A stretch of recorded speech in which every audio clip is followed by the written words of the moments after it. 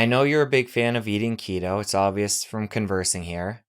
You love ketones, but you're still eating plants. You mentioned growing berries Well, in you the can be orchard. ketogenic and eat plants. No, Yeah, this is what I'm getting at though. The fact that it is a slippery slope sometimes, depending on what the plants are. right. Given your emphasis on ketones in the body, are you always in ketosis with the plants you're including?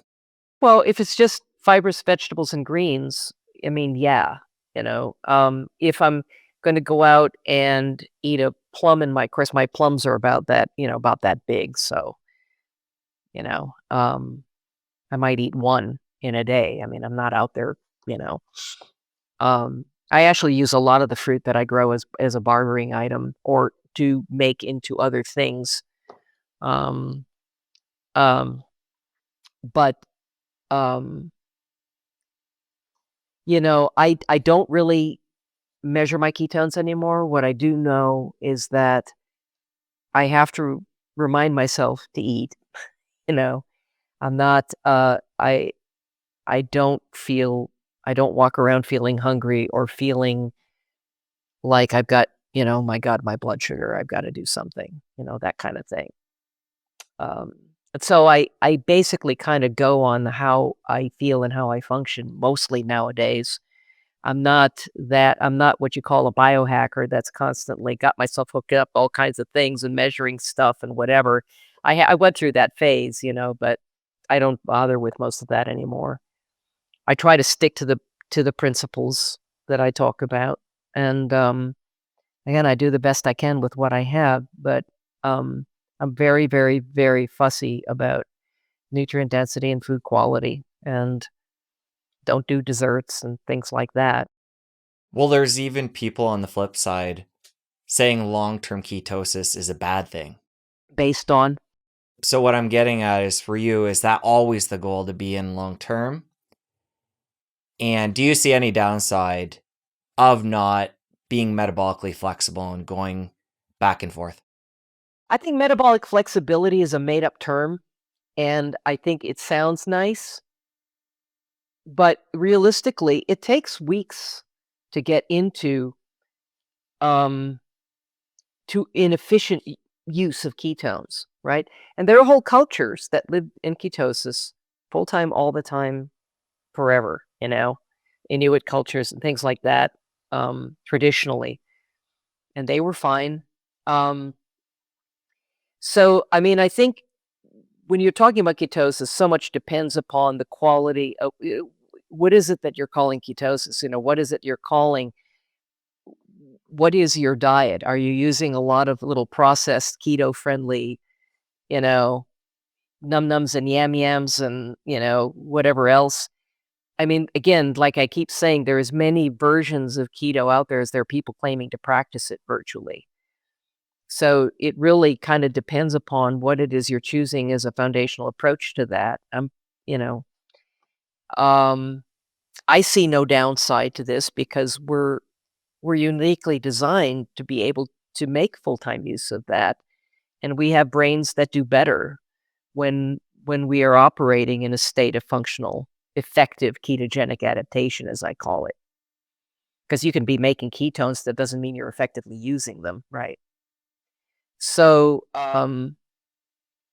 metabolic flexibility, I guess that's a term that's sort of a pet peeve of mine too, because it's like, well, what the hell is that? Does that mean you're gonna eat carbs one day and eat keto the next and expect you're gonna be optimally, doing great in both those days, and in optimally accessing those states? And um, I think you kinda have to pick and choose, what it is you wanna rely on. Now, I will say, obviously, if I'm gonna go out in, this later this summer when the pears and apples ripen or whatever, and I eat a couple of those, I probably will boot myself out of ketosis for, at least a few hours or something. But it's not those are little things in the little diversions in the scheme of things. We're never 100% of one thing or the other all of the time. It's a primary source of fuel, right? We're talking primary source of fuel, not sole source of fuel. And so, again, I do believe in relying on ketones and free fatty acids as a primary source of fuel. I think we're well designed to do that. And we've always selectively hunted the fattest, sassiest animals, and our ancestors have always done that. And for a good part of our evolutionary history, we shared the planet with 120 more species of megafauna that no longer exist, but that were a primary resource for us for a very, very, very long time.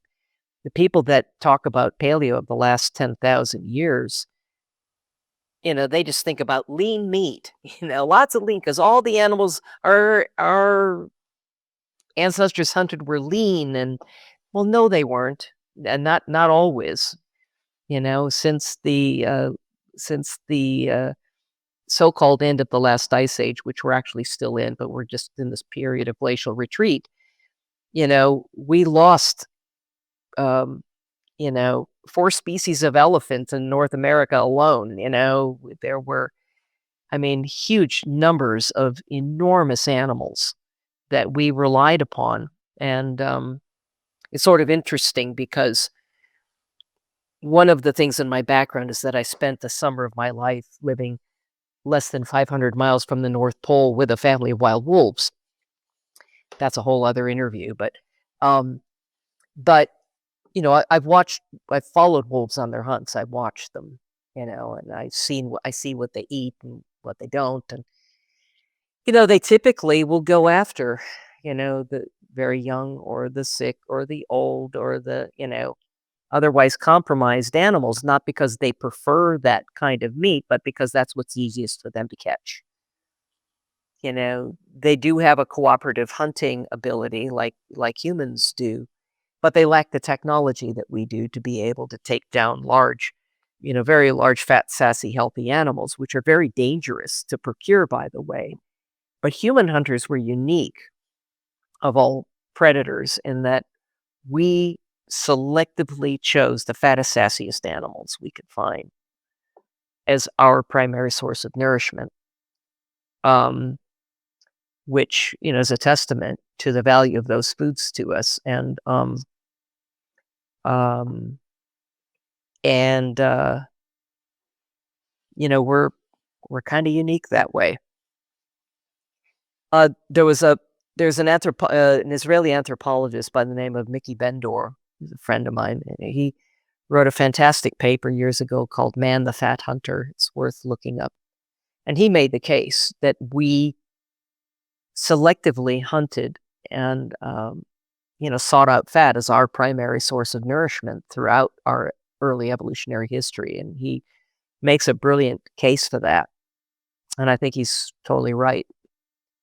So, anyway, that's my take on it. If you enjoyed that clip, you're going to want to head over here and catch the full episode. I'll see you over there. I do believe in relying on ketones and free fatty acids as a primary source of fuel. I think we're well designed to do that. We've always selectively hunted the fattest, sassiest animals. What we have between our ears has an enormous metabolic demand.